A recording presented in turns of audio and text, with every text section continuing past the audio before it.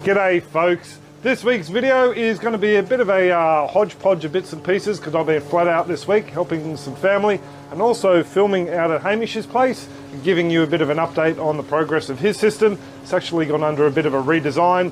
I'm working on that video at the moment and I don't feel like I could get it out in time tonight where I'd be happy with it, so I thought I'd give you a quick update instead. A very quick one because I'm also off to puppy school with Jack, and then I'm off to Owen's place to film his system for hopefully next week's video. So I'll flip the camera around and give you a bit of a quick update on what's going on here. First off, we'll see if we can have a bit of a look at these sleepy fish. They're not doing a lot at the moment, being a warm area fish. The winter temperatures tend to put them off their feed. Still have the heaters on in there. They're on a timer, so they're only on probably about 6 to 7 hours at a night. Just to keep the water temperature up to around about 17, 18 degrees. So they get a little bit of feed every now and then, but more just to fill their belly, as I won't be metabolizing it. The system as a whole is going really well. So these broccoli here have been doing really well. Very impressed with the way they're going, and no damage so far, knock on wood, from the cabbage butterfly or the cluster caterpillars that got the other broccoli over under that little enclosure over there. So fingers crossed we're going to get a nice second harvest from that lot there. The bok choy still doing really well. We took off a couple for my parents and sister the other day for a stir fry, and we actually forgot to give some to my daughter and Ahanu yesterday. G'day Ahanu, if you're watching, great to meet you. So some more will be coming out of here this week. We really do need to make some way for the bok choy that are over there with the potatoes. You'll get a bit of a quick look at them in a tick.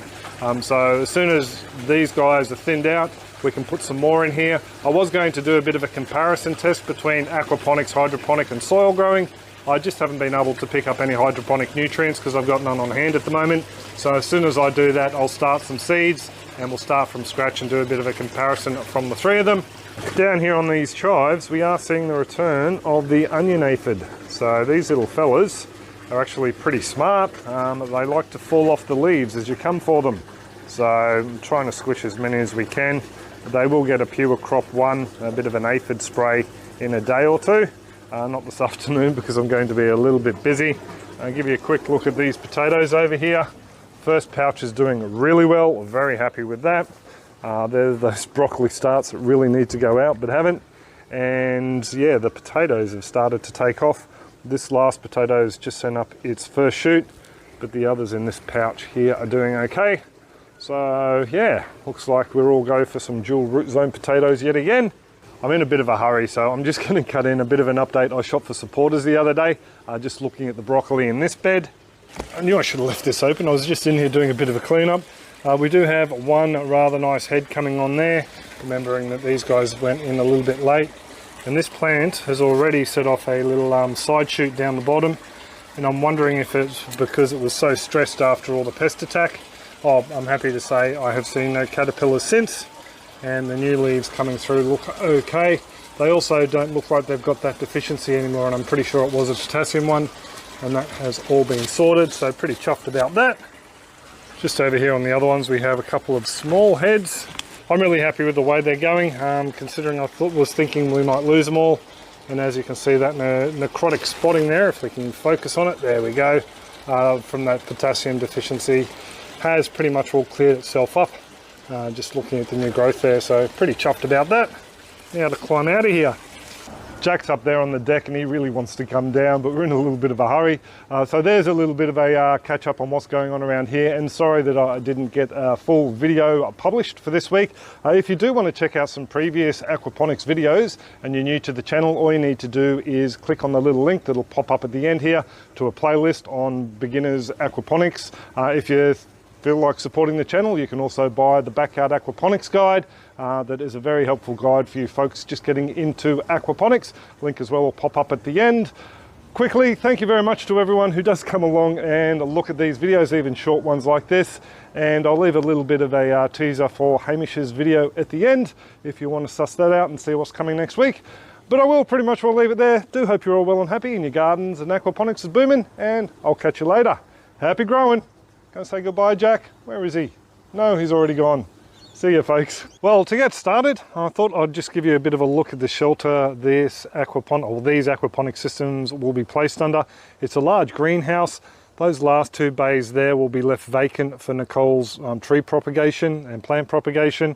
And these end 3 bays here are for Hamish's 2 aquaponic systems. In the first video, you saw a large tank that he was thinking about using.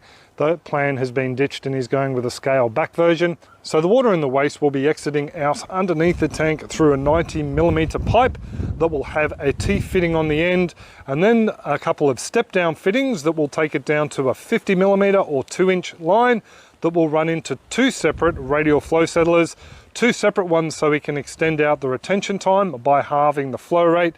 So he's trying to get roughly around about an 8-minute retention time in the settlers. And to do so, he would need around about a 400-litre filter. And you were saying that these guys have been in there for 3 months? These guys are only 3 months old. When I got them, they were fingerlings from 3 to 5 centimetres. Yep. Most of them being about the 3 centimetres. I did a check on them last weekend, and they range from 20 to 30 centimetres now, and anywhere from 100 to 300 grams already. Excellent. Then the pouches in the middle. This is basically, I'm running a test at the moment. So what I've done is I've seeded the pouches and the sand bed at the same time with the same things. Okay. So I want to see whether things will grow a bit quicker in the dual root zone. Yep. Compared into the sand itself. I mean, it's this ongoing argument, sand's God's gift to aquaponics. Yeah. Oh, sorry. Well, sandponics. yeah, sandponics.